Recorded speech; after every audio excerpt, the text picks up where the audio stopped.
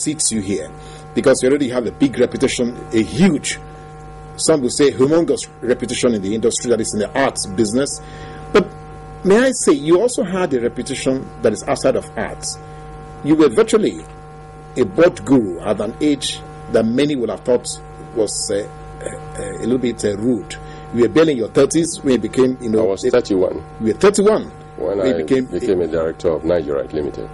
Now, can you tell us your experience with the disparities in the way things were being managed? You're a young person coming into a boardroom with all sorts of bureaucratic interests. So how did you manage with that kind of situation? Well, I owe a lot to UAC. UAC, when I left University of Ife with my MBA, I joined UAC, and UAC sent me on a lot of courses.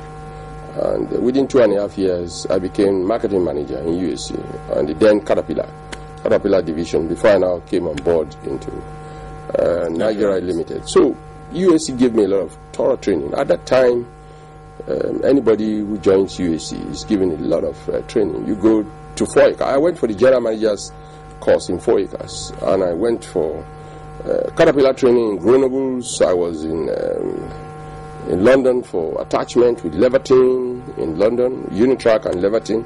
So I had a lot of experience and knowledge I gathered, which assisted me in being able to manage the marketing function at the age of 31.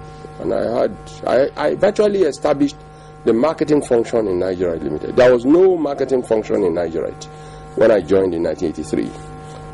I set it up and created a lot of inroads, and I built the turnover of the company, and of course managed the margin, which is the main function, main function of a marketing director. Build the turnover, manage the margin, and give it a lot of image, positive brand image for the company and the products. And I established a series of products in my time. I de-emphasized. I did not like the idea of importing products.